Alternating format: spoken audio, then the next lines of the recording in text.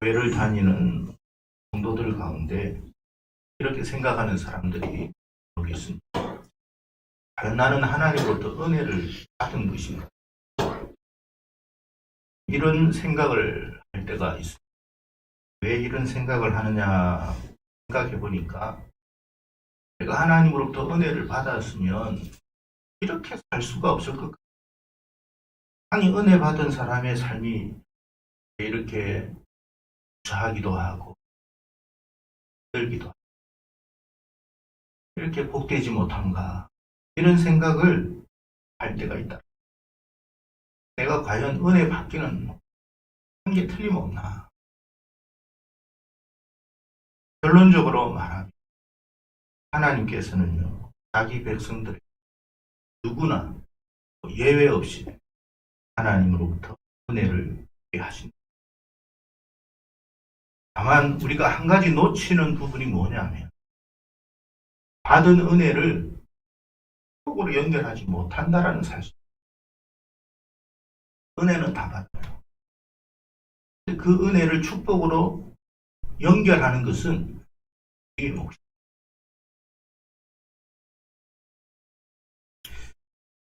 그래서 오늘 제목은 받은 은혜를 축복으로 연결하라 하는데 이 시간 이 자리에 참여한 저와 여러분 모두가 하나님으로부터 받은 은혜를 통하여 하나님이 주시는 그 예비하신 축복을 다 받아 누리는 종이 있기를 축복합니다. 아멘. 성경에서 말씀하시고 있는 은혜는 이렇게 정의를 합니다. 값 없이 주는 것. 은혜는 그런 것입니다. 부모님의 은혜, 스승의 은혜 이런 이야기합니다. 은혜라는 것은 값없이 주는 것. 계산을 해서 요만큼 했으니까 나도 요만큼 한다. 우리 부모님도 그렇게 하지는 않아요. 부모님이 자녀를 사랑할 때 계산을 해서 내가 이만큼 투자했으니까 앞으로 이 아이가 이 정도 나에게 되돌려줄 거야. 그런 생각으로 자녀를 양육하고 키우는 부모는 제가 알고 있기로는 단 한 사람도 없어요. 그냥 부어줘요. 그냥 부어줘요. 그래서 그걸 은혜라고 해요. 특히 우리가 구원은 하나님으로부터 특별히 받은 은혜라고 했습니다. 왜냐하면 이 구원이라는 것은 우리의 힘과 노력으로 이루어질 수 있는 상황이 아니기 때문에 하나님의 전적인 긍휼하심의 은혜로 저와 여러분이 구원을 받은 줄로 아멘. 하나님께서 우리를 구원하신 궁극적인 이유는 단지 죄와 사망에서 우리를 건져주시는 것만으로 그치는 게 아니었어요. 하나님이 예비하신 그 놀라운 축복을 함께 누리기 위해서 그렇습니다. 안타깝게도 받은 은혜를 우리가 축복으로 다 연결을 하지 못하고 중간에 다 상실시키고 하나님의 안타까움이에요. 어떻게 보면 하나님의 슬픔이기도 합니다. 하나님은 분명히 축복을 주셨고 그 축복을 통해서 은혜를 주셨고 그 은혜를 통해서 축복을 받기를 원하는데 모두가 다 그걸 상실시킵니다. 그러니까 하나님이 주신 축복, 하나님의 입장에서는 너무나 안타까운 일이 아닐 수가 없다라는 사실. 왜 이런 일이 발생하는가?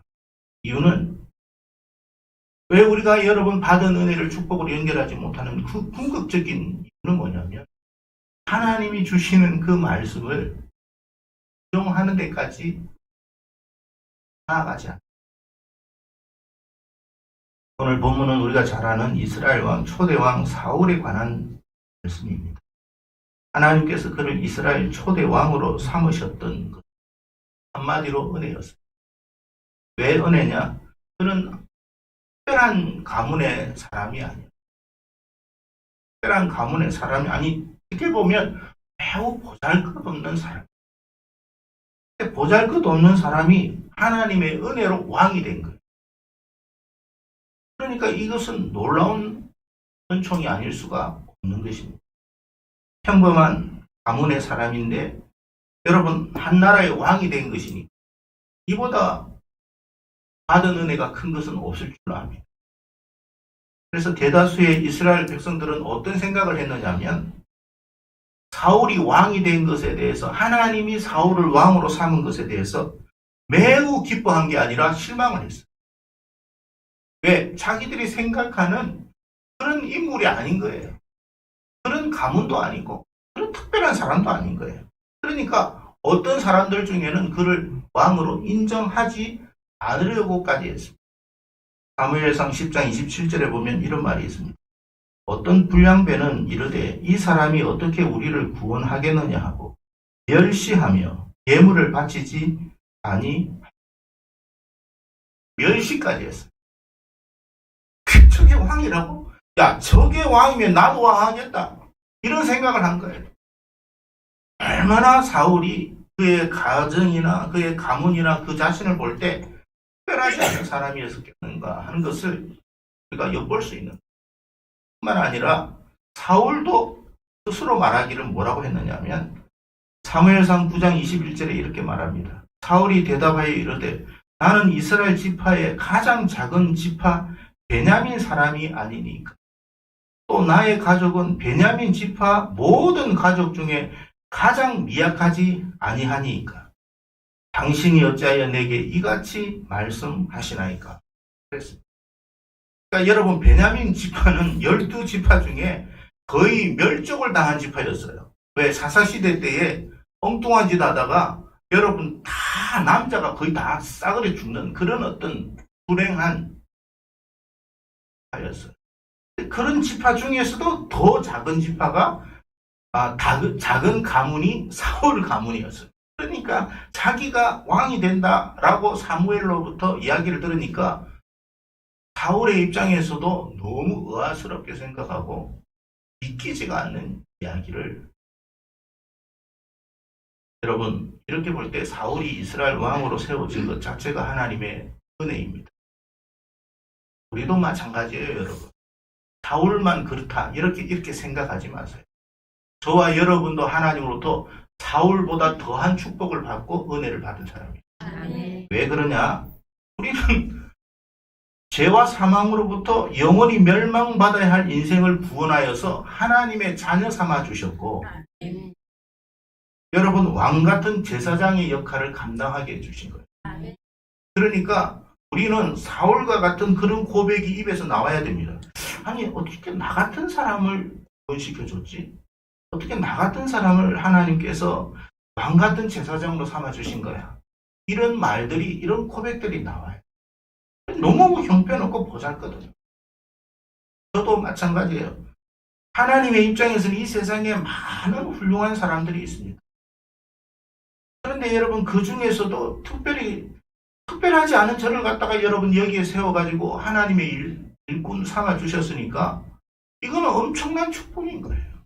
너무나 큰 축복이에요. 제가 오늘도 오면서 생각을 했어요. 하나님, 저는 이 자리에 설 수 있는 그런 존재가 아닌데 하나님께서 세워주신 것만으로도 평생 감사하고 찬양하고 영광 돌려야 할 사람입니다. 그런 고백이 나올 수밖에 없어요. 왜? 내가 나 자신을 알잖아요. 그럴 만한 인물이 안 돼. 여러분이 저보다 못해서 여러분은 저기 앉아 계시고 제가 여러분보다 잘나서 여기에 서 있는 게 아니에요. 하나님께서 저를 세워주셨기 때문에 이 일을 하고 있는 것뿐이에요. 그러니까 저의 입장에서는 너무 감사한 일이죠. 저와 여러분 모두가 다 마찬가지예요. 그것은 받은 은혜가 크다라는 것을 알아요. 그런데 이처럼 은혜를 우리가 입었던 그 사울이 어떻게 달라졌느냐 하는 것을 성경이 우리에게 말해주고 있습니다. 하나님께서 사울에게 특별히 부탁하고 명령하신 말씀이 있었어요. 그건 뭐냐면 아말렉을 남기지 말고 다 진멸하라. 우리의 생각으로 볼 때는 이해가 되지 않아요. 아니 어떻게 그걸 다 죽일 수 있나? 우리의 생각은 그렇다는 거예요.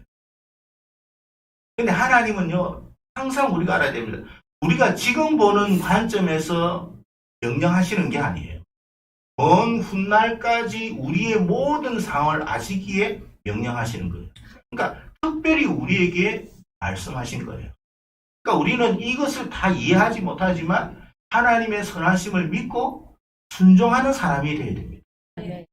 아말렉을 다 진멸하지 못해서 어떤 결과가 나오느냐 우리가 알잖아요. 여러분. 에스더에 나오는 사건처럼 그 하만이 이 아말렉 사람이거든요. 결국 여러분 이스라엘이 다 죽게 됐었어요. 하나님은 그걸 다 내다보고 계세요. 우리를 살리고 우리의 가정을 살리고 우리의 가문을 살리기 위해서 명령하신 거예요. 지금 보니까 내가 생각해 볼 때는 굳이 그럴 필요가 있어 라고 생각이 드는 거예요. 그래서 안 했어요. 다 하지 않았어요. 여러분 우리가 하나님의 말씀을 받을 때 좀 주의해야 할 게 뭐냐면 나의 상식과 나의 방식으로 말씀을 해석하고 이해한다는 거예요. 그러지 마세요. 나의 상식과 나의 방식과 나의 그런 어떤 지식적인 관점에서 하나님의 말씀을 이해하려고 하지 마세요. 그럼 이해가 안 되는 거예요. 그냥 하나님의 뜻이 선하심을 믿고 가는 거예요. 궁극적으로 하나님이 합력하여 선을 이루실 것이라는 사실을 믿고 순종하는 것이지 내가 다 이해해서 하나님의 말씀을 순종하는 게 아닙니다. 그럴 것 같으면 여러분 하나님의 말씀에 순종할 일이 몇 개나 있겠습니까? 별거 없어요. 별로 없어요. 그래서 여러분 사울은 자기 방식과 자기 생각대로 말씀을 해석하고 이행을 했어요. 그래서 15장 19절에 보면 이렇게 말합니다. 선지자 사무엘이 사울 왕에게 이런 말을 어찌하여 왕이 여호와의 목소리를 청종하지 아니하고 탈취하기에만 급하여 여호와께서 악하게 여기시는 일을 행하였나이까? 아닌데요. 저는 하나님 말씀대로 다 했는데요. 다만 백성들이 생각할 때 하나님께 이거 남겨놓고 이 좋은 것 하나님께 제사 지내면 더 좋지 않겠습니까? 얼마나 기특한 생각입니까? 하나님 그거 원하지 않았어. 22절 23절에 사무엘이 이렇게 말합니다. 여호와께서 번제와 다른 제사를 그의 목소리 청종하는 것을 좋아하신 같이 좋아하겠나이까? 순종이 제사보다 낫고 듣는 것이 수양의 기름보다 나으니 이는 거역하는 것이 점치는 죄와 같고 완고한 것은 사신 우상에게 절하는 죄와 같으니라. 왕이 여호와의 말씀을 버렸으므로 여호와께서도 왕을 버려 왕이 되지 못하게 뭘 버렸기 때문에 끝났다는 거예요? 말씀을 버려서 당신도 끝나게 됐다. 여러분 하나님이 우리에게 명령하신 것은요 축복의 씨앗입니다. 우리에게 축복하시려고 말씀하신 것이지 다른 이유는 없어요. 근데 우리는 하나님의 말씀을 축복의 씨앗으로 생각을 안 해요. 축복은 어디에 있느냐? 저 세상의 은행에 있는 줄 알아요. 왜? 그게 돈이 많거든. 세상에 어떤 청와대나 어떤 국회에 있는 줄 알아요. 그게 축복인 줄 알아요. 아니에요. 축복은 하나님의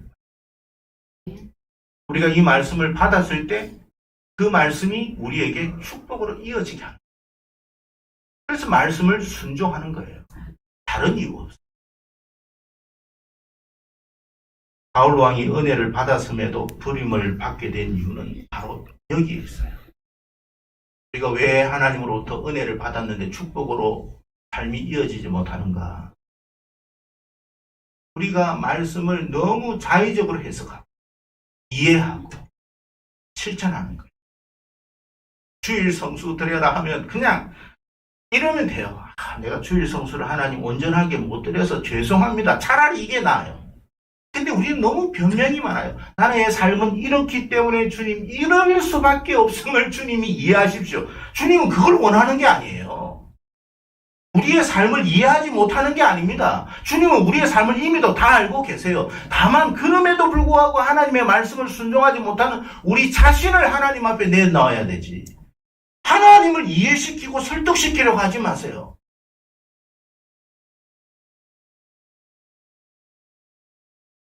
하나님, 제가 부족해서 하나님 말씀을 순종하지 못한 죄를 용서해. 그게 하나님 앞에 은혜를 입는 것이고, 그게 더 긍휼을 입는 것이고 축복으로 이어지는 거예요.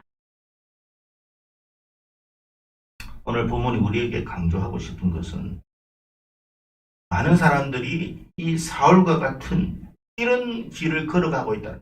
은혜는 분명히 받았어요. 놀라운 축복을, 은혜를 받았어요. 그런데 그것을 축복으로 연결하지 못해요. 전부 다 자기 방식대로 하나님의 말씀을 해석하고 이해하고 있어요. 이것이 바로 불순종이라. 그러므로 우리는 하나님으로부터 은혜를 내가 과연 받았나 안 받았나 그걸 여러분 생각하지 마시고, 왜 내가 받은 은혜를 축복으로 연결하지 못하는가를 생각하는 저와 여러분들에게를 축복합니다. 왜 성경에서 사울과 다윗을 말하고 있겠어요? 둘 다 하나님으로부터 놀라운 은혜를 받은 사람. 사울뿐만 아니라 다윗도 똑같아요. 하나님으로부터 여러분 은혜 받아서 이스라엘 왕이 되었거든요. 그가 특별한 것도 아무것도 없어요. 근데 그 둘 차이는 뭐냐 이 말이에요. 둘 차이는 능력의 차이냐, 실력의 차이냐, 외모의 차이냐? 아니에요. 딱 한 가지예요. 다윗도 부족하지만 하나님의 말씀을 순종하려고 했었어요. 다윗이 범죄했을 때 어떻게 했어요? 주여, 저는 죄인입니다. 용서하여 주시고 긍휼히 여기를 엎드렸어요. 변명하지 않았어요.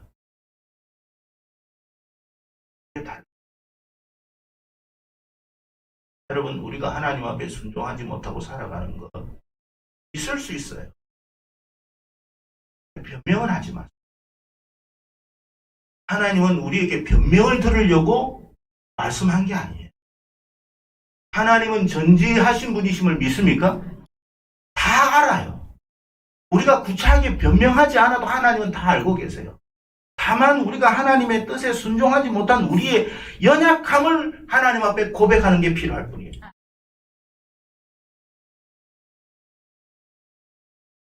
그러므로 우리도 사울이 아닌 다윗의 길을 걸어가는 자로 합니다. 다윗은 사울보다 특별한 사람 아니에요. 다윗을 볼 때도 연약함이 많아요. 사실 다윗도 여러분 충신 우리아 죽였잖아요. 그 안에 빼앗았잖아요. 끔찍한 죄를 저지른 거예요. 근데 변명하지 않았어요. 자기가 그랬다고. 왕이요? 여러분, 우리나라 대통령이 되고 장관이 되고 국회 청문회 할 때 인정하는 사람 봤습니까? 이런 일이 있는데 당신은 어떻게 생각합니까? 전부 다 변명하지 인정하는 사람 누가 있습니까? 위치에 올라가면 올라갈수록 더 그렇습니다.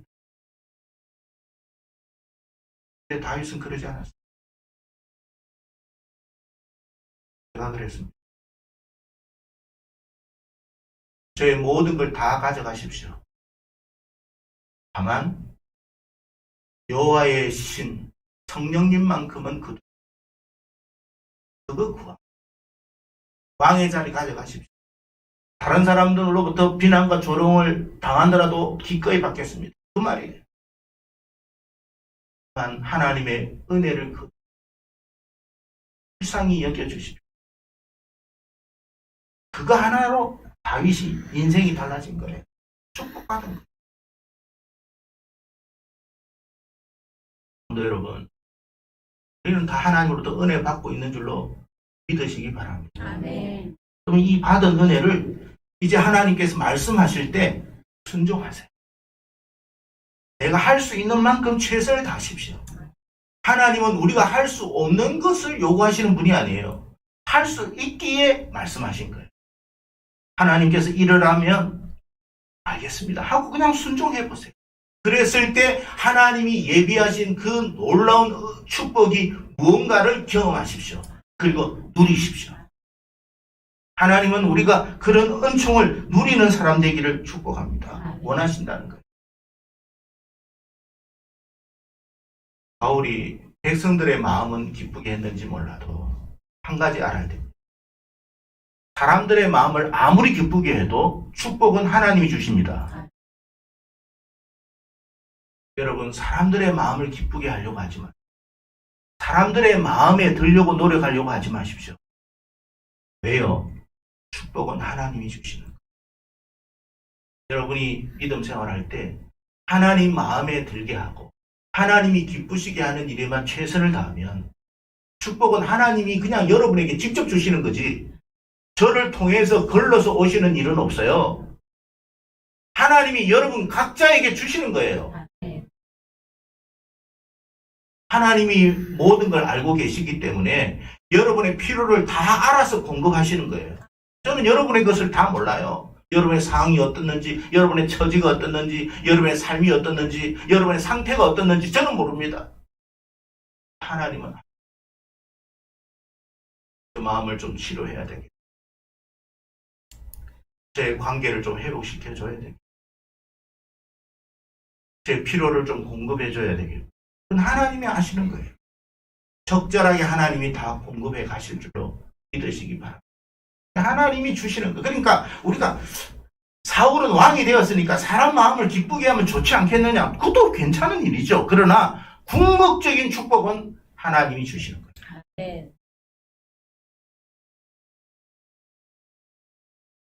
근데 사울, 우리가 이런 생각을 했죠. 아니, 목사님, 사울 왕이 잘못한 건 맞는데, 아니, 그 사람이 한 번 불순종할 수 있지, 그 한 번 불순종했다고 이렇게까지 할 필요가 있습니까? 라고 생각할 수 있어요. 그런데 성경은 우리에게 그렇게 말하지 않아요. 사무엘 13장에 보면 사울이 블레셋과의 전쟁에 앞두고 있었어요. 그 앞에 있었던 일이에요.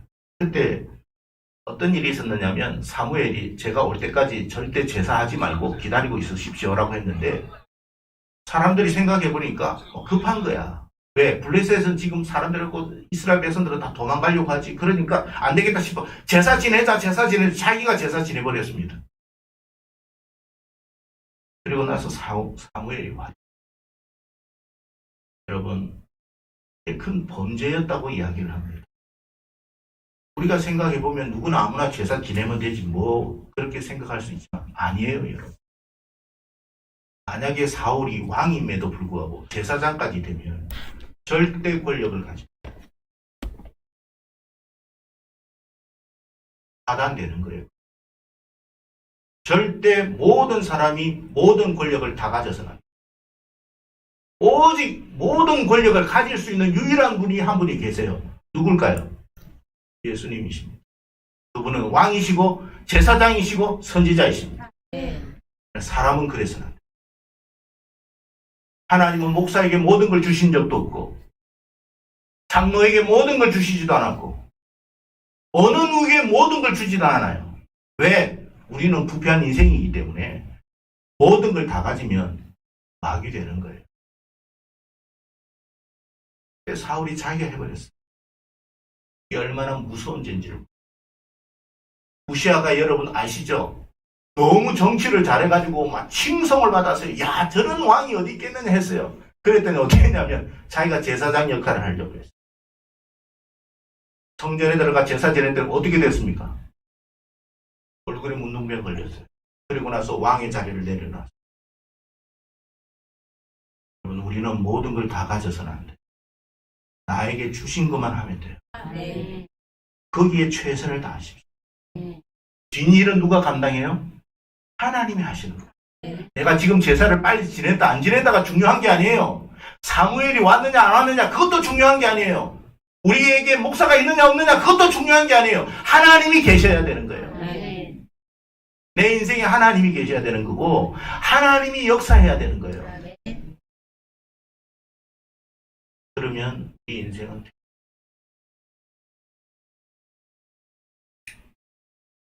오늘 살아가는 우리 역시도 너무 상황에 급급해가지고 상황 때문에 어쩔 수 없이 하나님의 말씀을 어기는 살아가는 사람들이 많습니다.